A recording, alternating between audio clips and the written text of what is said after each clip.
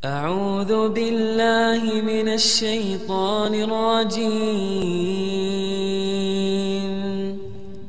بسم الله الرحمن الرحيم.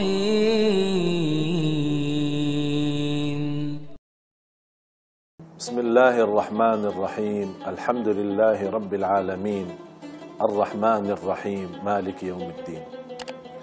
أشهد أن لا إله إلا الله وحده لا شريك له ولي الصالحين، وأشهد أن سيدنا ونبينا محمدا عبده ورسوله الصادق الأمين. اللهم صل وسلم وبارك على سيدنا محمد وعلى آله الطيبين الطاهرين وصحابته الغر الميامين وعلى زوجاته أمهات المؤمنين وعن التابعين وعنا معهم برحمتك يا أرحم الراحمين.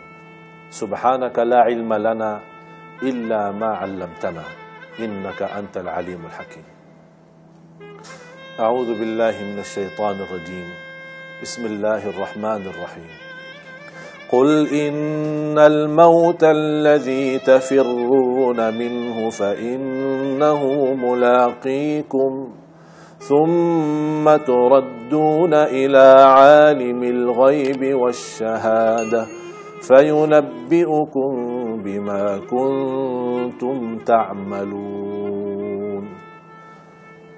Rasul kita sallallahu alaihi wasallam waktu sakratul maut mengucapkan la ilaha illallah inna lil mauti lasakarat.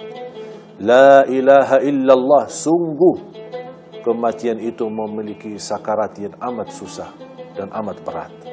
Rasul kita sallallahu alaihi wasallam telah merasakan. Uthman bin Affan radhiyallahu an, saat disebutkan soal kuburan, beliau menangis. Bahkan beliau tidak pernah menangis saat membawa cerita surga atau neraka. Tapi begitu terbawa cerita kubur, kematian, beliau sangat menangis. Bahkan bisa 3 hari tidak nyaman makan, minum, apalagi mau tidur. Ada sebuah cerita yang mudah-mudahan dalam cerita ini bisa mensadarkan kita. Ada seorang raja membawakan tugas kepada 3 menteri. Menteri ini menerima tugas yang begitu aneh. Raja meminta sama menteri-menterinya untuk masing-masing membawa karung yang diisi buah-buahan yang ada di taman istana raja. Menteri yang pertama membawa karungnya dan menerima berita ini dengan senang hati. Kata beliau, walaupun saya seorang menteri, tapi karena ini permintaan daripada raja, saya akan jalankan dengan senang hati. Karena beliau ikhlas. Beliau masuk ke taman istana. Dan dia bahkan maksa diri naik pohon-pohon untuk mengambil buah-buahan yang manis dan enak. Beliau naik dan mengambil buah-buahan untuk mengisi karungnya. Kemudian yang kedua, dia membawa karungnya, tapi sepertinya dia tidak senang dengan perintah. Masa saya seorang menteri untuk kumpulkan buah-buahan yang ada di taman istana raja. Kenapa tidak menyuruh orang-orang membantunya saja yang mengerjakan tugas itu? Tapi karena hal ini wajib diselesaikan, karena ini perintah daripada raja. Kata beliau, saya malas naik pohon-pohon mencari buah-buahan yang manis dan enak. Cukup dengan buah-buahan yang sudah jatuh. Tapi ternyata yang sudah jatuh ada buah-buahan yang manis, tapi ada yang sudah busuk. Isinya dia mengisi karungnya dengan segala yang sudah dia bertemukan di bawah pohon itu.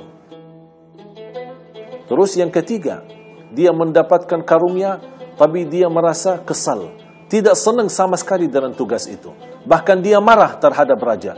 Kenapa saya ditugaskan untuk menjalankan padahal bisa dikerjakan oleh anak buahnya yang lain atau seorang pembantu.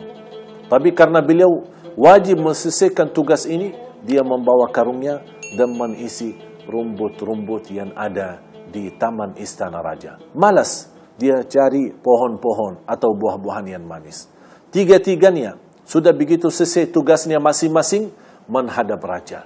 Dan mereka menyampaikan kepada raja, silahkan periksa karung-karung kami yang kami sudah isi. Kata beliau, saya tidak ada waktu untuk periksa karung kalian masing-masing. karena saya banyak urusan dan banyak tamu-tamu yang saya harus hadap mereka dan layani mereka. Tapi kata beliau kepada menteri-menterinya, silahkan, yang anda sendiri akan merasakan akibat perbuatannya sendiri. Langsung sang raja memanggil seorang polisi dan memerintahkan, silahkan bawa menteri-menteri ini masing-masing masuk kepada penjara. Masing-masing dihukum selama 3 bulan. Tidak boleh kasih makan, tidak boleh kasih minum.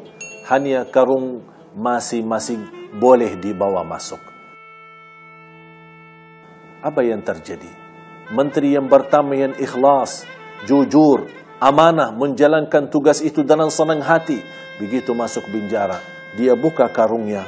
Alhamdulillah, isinya buah-buahan yang manis. Sudah saya berkali-kali jatuh dari pohon supaya saya kumpulkan yang manis. Ini akibat kejujuran dan keikhlasan saya. Dapatkan buah-buahan yang manis. Selama 3 bulan, dia menikmati makanan buah-buahan yang manis. Dia tidak pernah menghadapi kesusahan dan kesulitan. Menteri yang kedua, dia membawa karungnya masuk ke penjara. Begitu dia buka karungnya, karena melihat isinya, ada yang manis, ada yang busuk, langsung beliau berkata, la hawla wa la quwata illa billah. Inilah akibat perbuatan saya. Dia makan yang manis, tapi dia tidak berani makan yang busuk. Selama 3 bulan di penjara, hampir mau mati. Yang ketiga, begitu dia masuk, karena dia tidak pernah menjaga perbuatannya. Begitu dia buka karungnya, inna lillah wa inna ilaihi raji'un. Apa yang dia bertemukan dalam karungnya?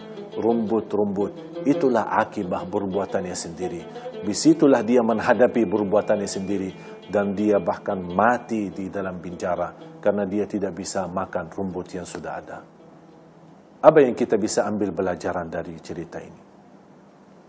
Semua jamaah sekalian, anda memiliki karung masing-masing. Yang saya maksud, karung itu adalah buku amal kita, yang kita masing-masing akan isi. Dan yang dimaksud penjara adalah kuburan kita, yang kita nanti akan menghadapi akibat perbuatan kita. فَمَنْ يَعْمَلْ مِثْقَالَ ذَرَّةٍ خَيْرًا يَرَهُ وَمَنْ يَعْمَلْ مِثْقَالَ ذَرَّةٍ شَرًّا يَرَهُ. Silahkan isi apa saja yang kamu suka. Isi buah-buahan yang manis, akan dapatkan lebih manis nanti di kubur. Isi buah-buahan yang busuk, akan dapatkan lebih parah dan lebih busuk. Isi rumput yang tidak berguna bagi kita, akan mendapatkan yang tidak berguna bagi kita. Akhirul kalam, billahi taufiq wal hidayah. Subhanakallahumma bihamdik, ashhadu an la ilaha illa ant, astaghfiruka wa atubu ilaik. Walhamdulillahi rabbil alamin.